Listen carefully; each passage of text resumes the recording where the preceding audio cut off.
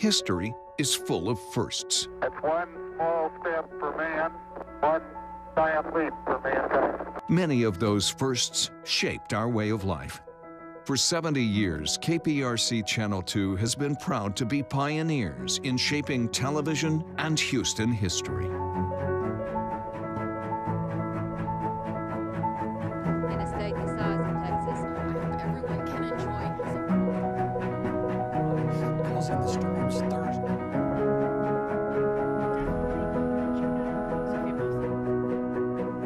Minutes before 9 o'clock, the crews here telling her. For the first time in a long, they had 11. Let's see the sum of your pay. Isn't it good to work for a place that has a sense of history? And indeed it is. See, taking the president from Spring to Confrontation following.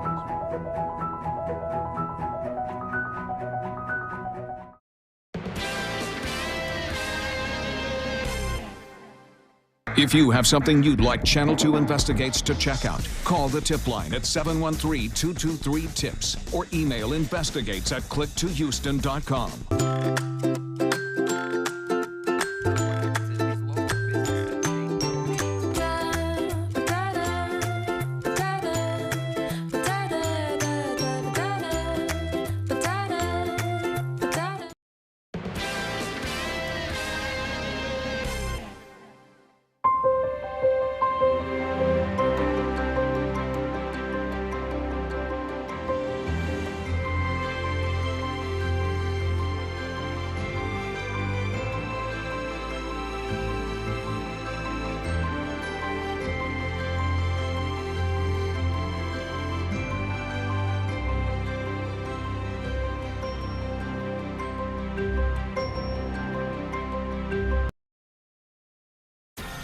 Live from KPRC, this is Channel 2 News at 6.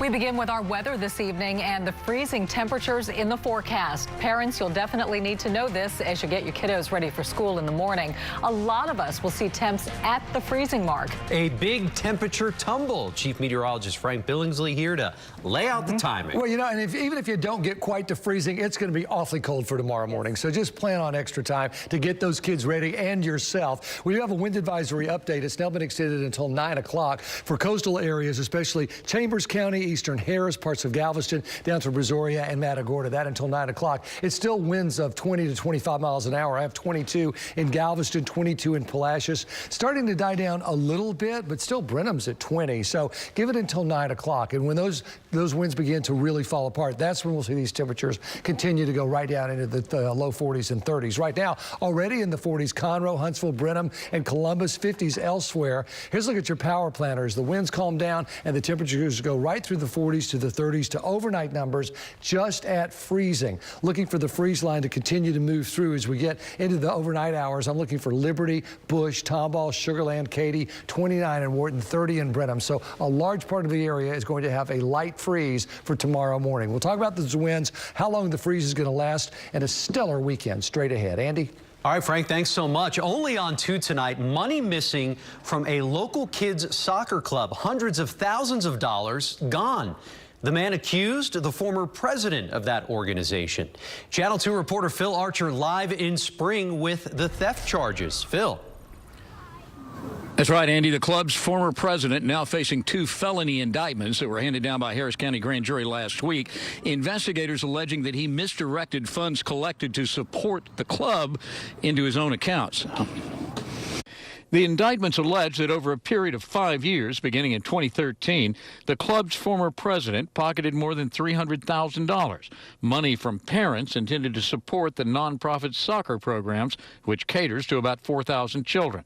Former club president Troy Brooks is now charged with 2 first-degree felonies, theft from a nonprofit and misapplication of fiduciary property. That the defendant was both a board member of Klein Soccer Club Incorporated and also the president of the board. And during the time that he was the president of the board, he took property and he used it in ways that he was not supposed to. Some parents were just hearing about the grand jury action today. But if that's the case, that's really sad. I mean, this club means a lot to these kids, for sure. In a separate lawsuit filed in 2018, the club alleged Brooks created documents and online databases to divert incoming payments to himself. In that case, the judge found for the club, ordering Brooks to pay over $600,000 in damages, money the club has yet to collect. We tried to contact Mr. Brooks for his side of the story today, but didn't find him at home, and we weren't able to make contact with him by phone or email. If Brooks is convicted, he could face up to 99 years in prison on each count. We're live in Spring. I'm Phil Archer, KPRC Channel 2 News. Also only on 2 tonight, a heated confrontation involving key players in an upcoming election in Galveston County. It is the race for tax assessor collector, which was already making headlines. Now an encounter has led to a police report. Channel 2's Hannah McKenzie live in League City with exclusive audio from that incident. Hannah? Good evening. Yeah, that audio is hard to hear, but the overall message from both of these campaigners is not. The signs for Cheryl Johnson and Jackie Peden all over this polling location.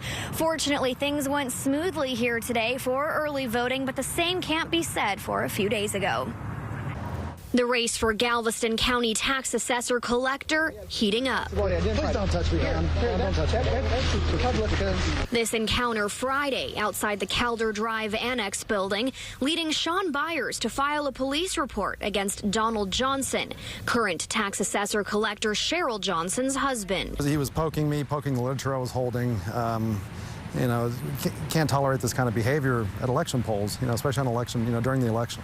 Byers says he was campaigning for Jackie Peden, Cheryl Johnson's opponent. My husband did not touch him. There's witnesses to see that. That's nothing more than politics at its worst. It's just the latest blow in a race raising eyebrows. This political ad mailed to Galveston County residents claims Johnson is using her position for personal gain by cutting her own property taxes. The 16-year incumbent telling us her next-door neighbors' homes aren't comparable to hers in size or acreage. Then another ad depicting an alleged MS-13 gang member accuses Johnson of inadvertently registering undocumented immigrants to vote. To have made the assumption that all illegal immigrants look like MS-13 gang members, I thought was profiling, it was racial discrimination, and it was produced in order to incite fear. I do not conduct the elections, that's the county clerk. So the person who is responsible for illegals voting would be the county clerk if they fail to get proper ID. And in Texas, you can't vote without a Texas ID. The mailers paid for by Peden's camp. Peden unable to speak on camera today. Now, they did send me a statement from their office. In it, they basically just reinstate the same things that were sent out on those mailers. They also go on to call Johnson's conduct over the last 16 years questionable. Reporting live in League City, Hannah McKenzie, KPRC Channel 2 News. We are following breaking news out of Milwaukee tonight. A shooter has killed 6 people at the Molson Coors Brewing Company. Our NBC affiliate there says the suspected gunman, who is believed to be a former employee, is also dead. Executives from the company were here in Houston today at the George R. Brown Convention Center for a conference.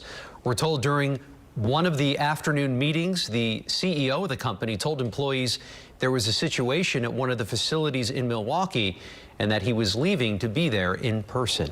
Now to the continued fallout from the botched Harding Street raid. Dozens of people convicted of crimes may have their convictions overturned because those convictions are tied to a former police officer linked to that 2019 raid. Gerald Goins' involvement in the raid prompted the Harris County District Attorney's Office to look into thousands of his prior cases. Now DA Kim Ogg says 69 people arrested for the delivery of a controlled substance on Goins' testimony could be entitled to a new trial. Our office is asking the judges in 69 cases to appoint lawyers for individuals who may have been wrongfully convicted by us based on what Goins, former HPD officer Gerald Goins, testified to. Earlier this month, the DA's office exonerated 2 men, Stephen and Otis Mallett. They were convicted of drug charges on Goins' testimony. Now to the coronavirus crisis. Federal health officials have told Americans to prepare for the virus to spread further in the United States. The Centers for Disease Control just yesterday announcing the possibility of an outbreak. We found a line of people waiting to buy peace of mind in the form of masks. This was at a medical supply business on Holcomb. Meantime, Governor Greg Abbott was in Baytown today, where he spoke to Channel 2 about the state's plans moving forward. We will look for a very realistic assessment of what the danger is, about whether or not there really is an imminent danger. Governor Abbott plans to hold a briefing on the coronavirus tomorrow with state and federal health officials. We continue our look into the coronavirus crisis now with the Houston impact, specifically the economic impact. Houston, of course, closely connected to spots around the world. Channel 2's Roseanne Aragon live downtown with that part of the story. Roseanne. That's right. The effects of the virus are far-reaching. Local experts say China plays a major role in our local economy, a city built on oil, gas, and industry. South Korea, Italy, Croatia, and Switzerland, just some of the countries now dealing with the coronavirus, with more than 80,000 cases worldwide. But also as real as the spread of the virus is the economic impact here. U of H experts say China is Houston's #2 trading partner. So much of our supply chain is located in China, and I think, a crisis like this gives pause where companies are having to reestablish their risk management plans. Here in a city built on oil and gas. Fortunately, with those large companies that have a lot of people in international travel, they also have very robust internal medical systems in place with very experienced physicians and nurses. ExxonMobil and Chevron tell KPRC they are taking precautions. ExxonMobil is implementing a 14-day work-from-home policy for employees traveling to and from mainland China. But precaution is hurting local Asian businesses, suffering from rumors. And then there's the global impact. The Dow and S&P took a dip. And right now, the Port of LA has reported cargo volume 25% down as a result of the virus. So that will transfer across the U.S. The power of perception spurring investors, businesses, and consumers in this globalized economy to shy away from the norm. Here at the U of H. It does concern me, actually, because we're on a college campus with a lot of students, and we touch a lot of things, and we also, shake hands and we greet each other. Now, other students say they are not as concerned, saying they hope that things eventually will go back to normal. These financial experts tell me that those effects will be felt throughout the future financial quarters. Reporting live downtown, Roseanne Aragon, KPRC, Channel 2 News.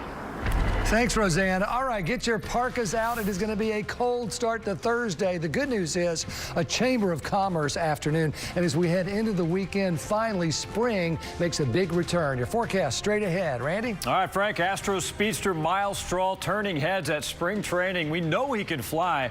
Now he's showing off a nice power game in spring training. Homered yesterday. I'll show you what he pulled off today ahead in sports. And parents speaking out about the benefits of our free teen heart screenings. Right. I think it's very important. Kids are so active in a lot of ways nowadays. I know our boys are very active, and just being able to have that peace of mind. Bill Spencer with another heart screening success story. Next on Channel 2 News at 6. Electricity for less. You're watching Channel 2, Houston's home for news. Our Bill Spencer has one mission, and that is to help you, Houstonians. He does that with our Spencer Solves It series and our restaurant report cards. He also works tirelessly to help families keep their student athletes healthy.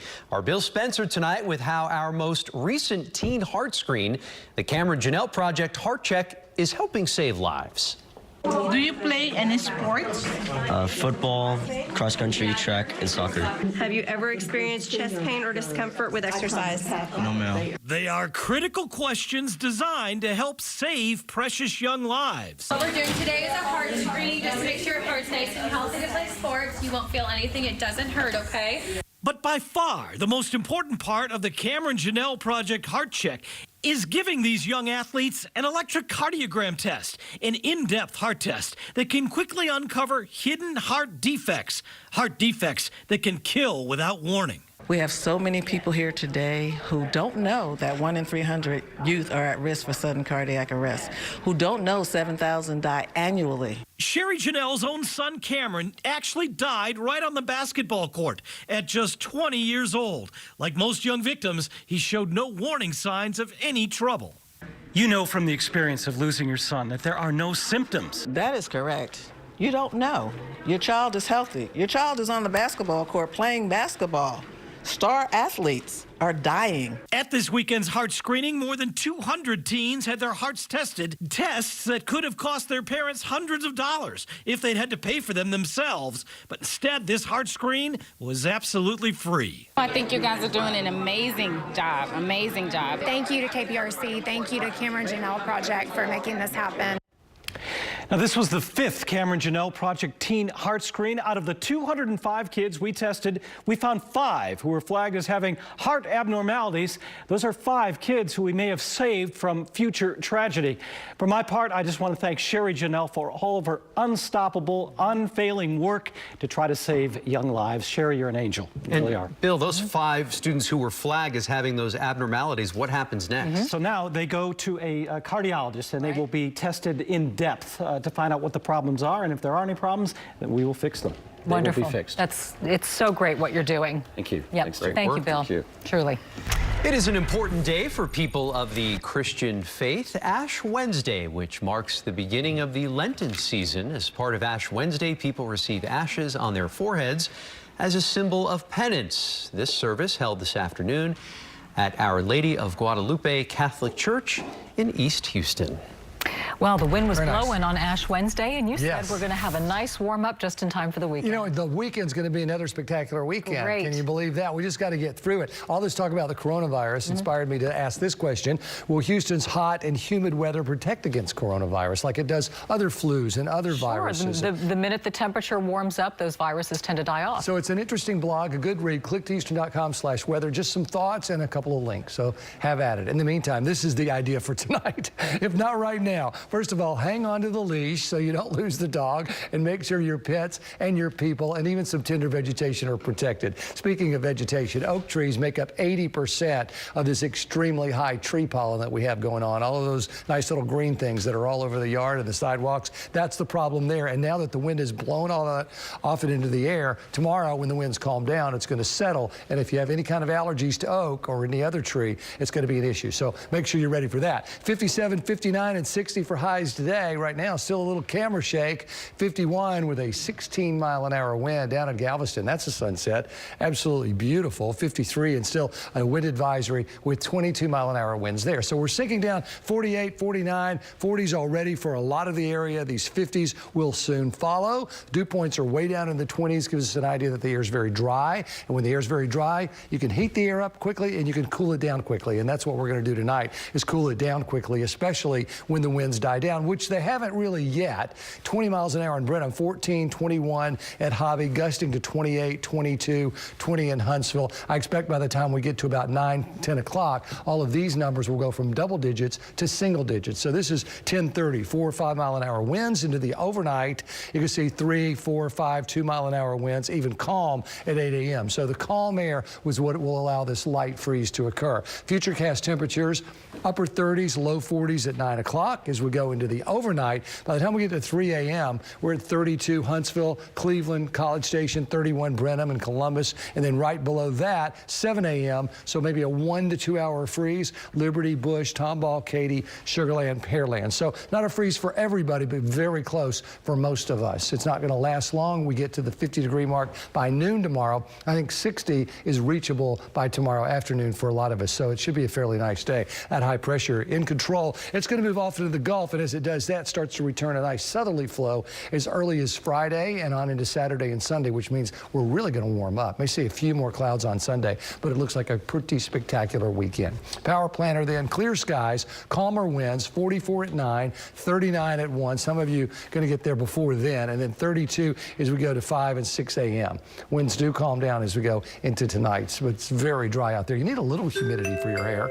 I don't have any humidity. 60 for tomorrow. Rodeo barbecue cook-off. If you got those tents set up, then you're in good shape. 70 for Friday for Go Texan Day. The rodeo parade 72. Dynamo game, Sabercats on Sunday 74. We're up to 78 by next Tuesday, and then another front's on the way. That brings in a little bit of a cool down, nothing like tonight. So really, other than tonight, overnight, that's about it for the cold weather. The chances of rain 30–20%, and then a week from Saturday is when we lose that hour of sleep as we spring forward March 7th into March 8th, but we get our sun back. I'm ready for it. Me too. Long days. That's right. March coming in like a lamb. Well, a little bit, yeah.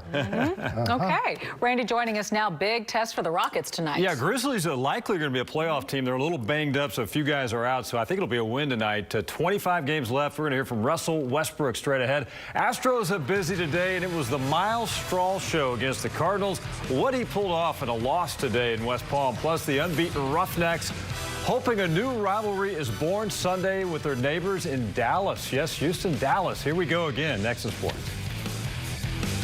Not sure. All right, welcome into the Xfinity Sports Desk tonight. Rockets go after win number 38 tonight. Memphis is in town. Another chance for Russell Westbrook to shine. He's been hot lately. And he's also going to face Grizzlies rookie phenom Ja Morant for the first time this season. But Westbrook says he keeps the focus on himself. I never worry about my opponent and what they're doing because I know when I'm at my best, I'm able to do whatever I need to do. And Ja's going to be a great player. He's going to be unbelievable talent. He's been having a great year, but it doesn't matter who I go against. All right, the Astros split the squad today out in Florida. They beat the Mets in Port St. Lucie and lost to the Cardinals in West Palm Beach. Story of the day, though, was Miles Straw. He's showing off some power this spring already. Homered yesterday, and again here, bottom of the second inning. He's left the park, made it 3-2. Then in the bottom of the fifth, here's Straw again. He's the fastest player in the major leagues. He shows why, running hard all the way from inside the park, home run. Cardinals, though, get the victory today, 7-5. All right, 3 games into the new XFL season, and the Houston Roughnecks are the talk of the league right now. Best offense and the only unbeaten team left as they get set to clash with Dallas on Sunday. Here's Ari Alexander. It was a strike with great anticipation. Through 3 weeks, the face of the XFL is Houston quarterback P.J. Walker. I just took my opportunity and ran with it. I knew what I was capable of. And just go out there and play my game and go have fun. That's what I thrive off. But now the competition gets tougher. It's taken a few weeks into the XFL season, but now we have what you could maybe call a rivalry game within this league. Dallas and Houston playing each other and showing 2 of the best teams in the league off to the masses. Always has been a Houston, Dallas. Still didn't matter if it was SMU and the University of Houston or whoever. There's, the Cowboys and the Texans the same way. I mean, it's just always that rivalry. A road trip to 2-1 Dallas will test the Roughnecks and the boundaries of XFL rivalry. It is with the fans because that was probably the first thing I heard. Just being here, they said you must beat Dallas. So just come out here. We're gonna come out here preparing every day. Getting ready for the game. We got a great opportunity in front of us, and we're going to take full advantage of it. At TDECU Stadium, Ari Alexander, KPRC, Channel 2 Sports. All right, let's get this rivalry going with Dallas. Perfect record so far for the Roughnecks. Fun to watch. Force to be reckoned with on the field. They are so far. Great start, and we'll be right back.